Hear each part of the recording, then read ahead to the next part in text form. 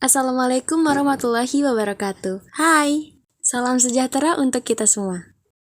Pada video kali ini, kami akan menjelaskan tentang beberapa peristiwa yang ingin meruntuhkan nilai-nilai Pancasila pada masa Orde Lama dan Orde Baru.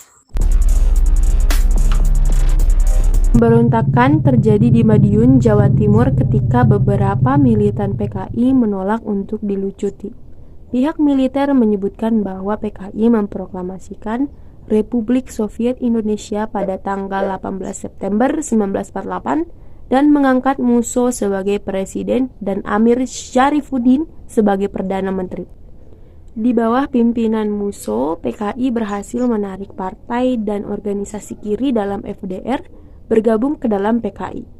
Partai ini lalu mendorong dilakukannya berbagai demonstrasi dan pemogokan kaum buruh dan petani.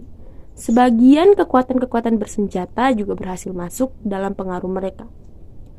Musso juga kerap mengeluarkan pernyataan-pernyataan yang mengecam pemerintah dan membahayakan strategi diplomasi Indonesia melawan Belanda yang ditengahi Amerika Serikat. Musso lebih berpihak pada Uni Soviet yang komunis.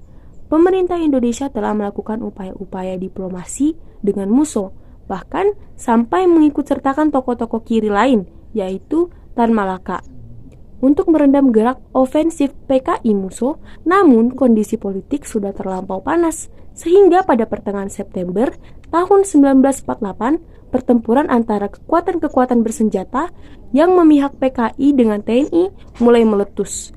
Presiden Soekarno segera bereaksi mengecam PKI dan berpidato di RRI Yogyakarta.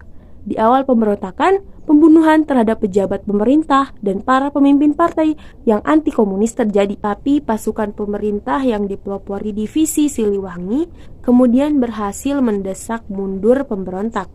Puncaknya adalah ketika Musso tewas tertembak, Amir Syarifuddin juga tertangkap. Ia akhirnya dijatuhi hukuman mati. Adalah seseorang SM Kartosuryo yang ingin mendirikan negara Islam Indonesia dengan tujuan untuk menjadikan Republik Indonesia sebagai negara teokrasi dengan agama Islam sebagai dasar negara. Hukum tertinggi adalah Al-Quran dan Hadis. Pada tanggal 7 Agustus 1945, Kartosuryo mendirikan negara Islam tersebut, sementara itu tidak mengakui Republik Indonesia serta Pancasila. Itu ketika pasukan Siliwangi melakukan hijrah dari Jawa Barat ke Jawa Tengah. Saat itulah terjadi kontak senjata antara pasukan TNI dan pasukan DITII. Saat perang berlangsung, DITII dibantu oleh Belanda karena Belanda dari awal ingin Indonesia untuk pecah. DITII ini mengakibatkan penderitaan bagi Jawa Barat karena penduduk sering menerima teror dari pasukan pemberontak.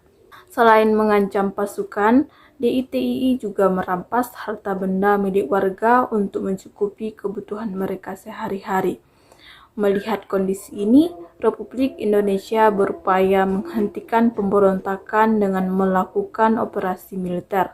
Pemerintah pada saat itu menggunakan taktik operasi pagar betis, yaitu operasi yang dilakukan oleh TNI dan juga bekerja sama dengan rakyat setempat. Tujuannya adalah untuk mempersempit ruang gerak DITII.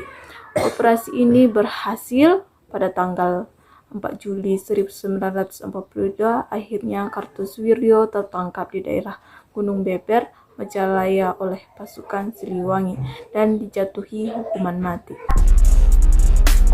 Latar belakang Orde Baru yaitu Orde Baru lahir diterbitkannya Surat Perintah 11 Maret atau Supersmart pada tahun 1966 yang kemudian menjadi dasar legalitasnya. Orde Baru bertujuan melaksanakan kembali tatanan seluruh kehidupan rakyat, bangsa, dan negara pada kemurnian pelaksanaan Pancasila dan Undang-Undang Dasar tahun 1945.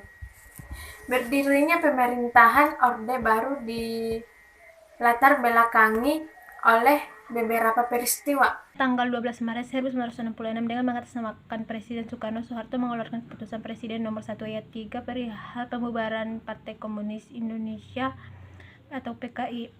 Isinya membubarkan Partai Komunis Indonesia termasuk bagian-bagian organisasinya dari tingkat pusat sampai ke daerah beserta semua organisasi yang seatas berlindung dan bernaungan di bawahnya.